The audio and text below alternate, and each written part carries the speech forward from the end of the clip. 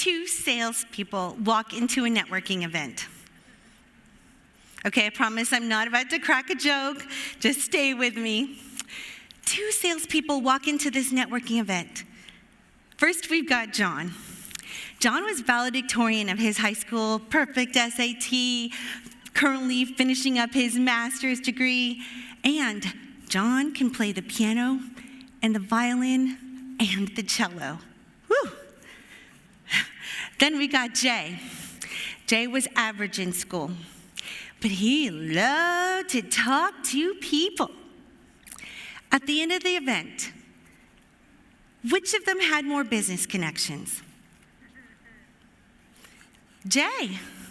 Jay was the life of the party. Oh, man. He made people feel great about themselves. He made such an impression, they just couldn't wait to see him again. But what about John? John, he's brilliant and he's talented. And you know what? He knows so much information that could help all those people.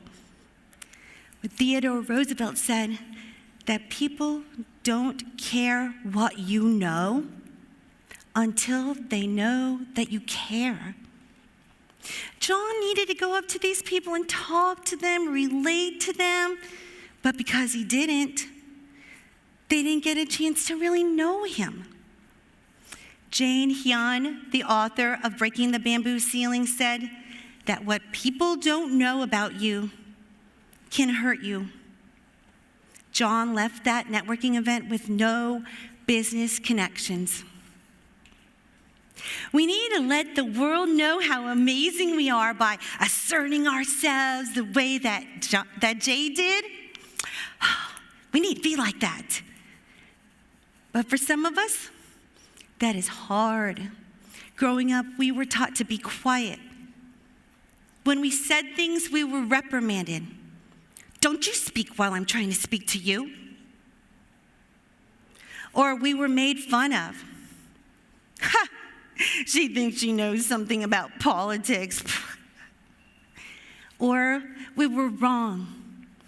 Even when we were right, they said we were wrong. And what about those of us who grew up in Asian households? I'm a second-generation Filipino-American, and my parents taught me the keys to success in their culture. Respect. Obey. Be humble. Stay low. If you grew up like that, it's hard to speak up and assert yourself and to go up to every single person at a networking event just like Jay did. I relate to the Johns of the world. We have to navigate the competition in this society where the squeaky wheel gets the oil. While in the Asian culture, the nail that sticks out gets the hammer. The challenge of mixing cultures is a real thing that many of us are experiencing. In the professional world, we have the glass ceiling, right? That invisible barrier that women and minorities face as they're trying to move up in their companies, but they can't. And that glass ceiling for Asian Americans is called the bamboo ceiling. Did you know that only 2.4 of chief executives in Fortune 500 companies are Asians?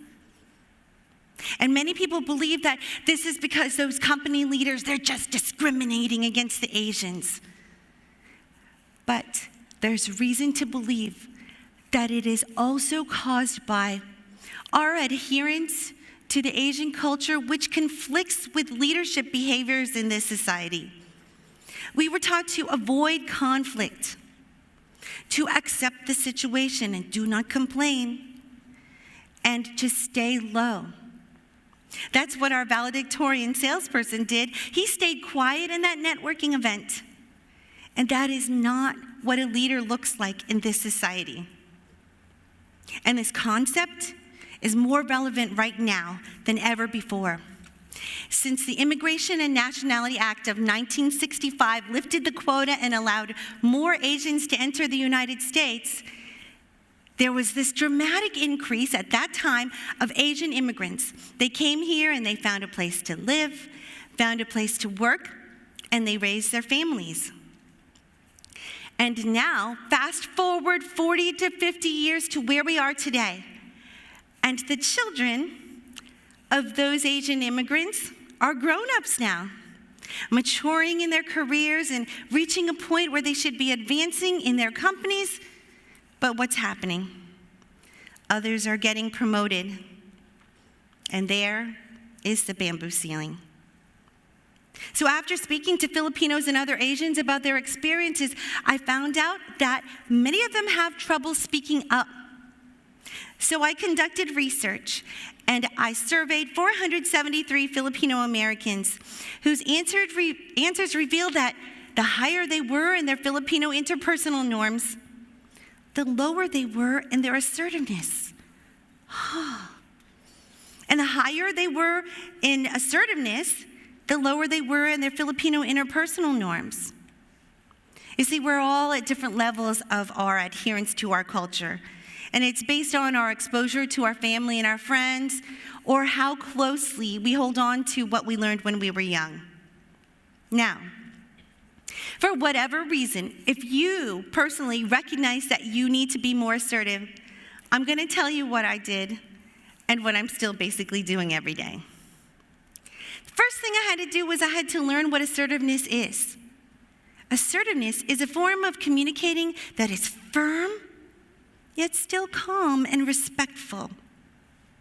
I can go up to my neighbor and I can ask him to stop parking in front of my mailbox without being mean and rude and ugly. I can also respectfully approach my boss and ask her for a raise. Not because I'm so entitled to it, but because I know I work hard. When we learn to assert ourselves the right way, we start to feel open and honest and free in our relationships with others. And now, the next part is the most important. Are you ready? After learning what assertiveness really is, I had to find the power to actually do it. So I learned to plug in. Plug in, what does that mean anyway? Let's look at it this way. Okay, you take a lamp, you plug it into the wall, what happens? Power travels in and the light comes on. So I plugged in by finding a mentor and following his advice. When I was in college, I dated and eventually married someone who would empower me to be assertive for the rest of my life, including when it comes to where we're going for dinner. It was my birthday one year, and my husband said, "It's your birthday. Where would you like to go for dinner?" And I said, "Olive Garden. I need garlic breadsticks today on my birthday. That needs to happen." But later on, I was talking to my friend, and she said, "Why Olive Garden? I really like that Asian fusion restaurant so much better." So I told my husband, "Oh, by the way, we're going to be going to the Asian fusion restaurant because my friend really likes it better." And he said, "Oh, no. This is your birthday. You tell your friend, we're going to Olive Garden."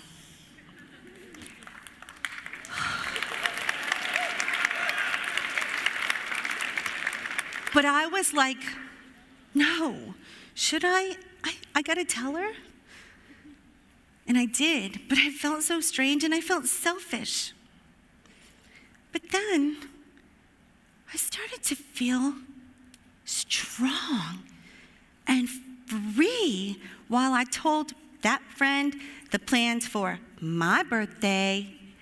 And that night, we had the most amazing garlic breadsticks. Just like I wanted. You see, in that moment, my husband empowered me, and I asserted myself. And throughout my life, I plugged into the power and wisdom of others, and it gave me the assertiveness to ask for more money in a job interview. And it gave me the courage to go get my master's degree and then my PhD, and even start public speaking. So 2 years ago, I was in my living room and I was listening on my earbuds to my favorite speaker, Brendan Burchard. And he said something like, go do a Facebook Live right now and tell the world your message. Well, I got up off my couch, took my earbuds out, and said, okay, fine, I'll do it. Except I had to go to the bathroom and do my makeup first. And I did that Facebook Live that day, and it eventually turned into daily videos on Instagram and on Facebook. And I started a YouTube channel. I even made TikTok videos. And I started a public speaking business. And in case you didn't notice, I'm standing on this red dot right now doing a TED Talk. Whoa! Yes! Oh.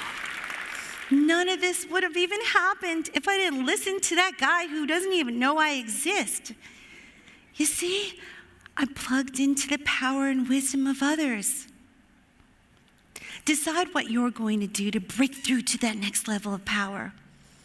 Find a mentor and ask them for advice. Sign up for a course or a seminar. Read a book.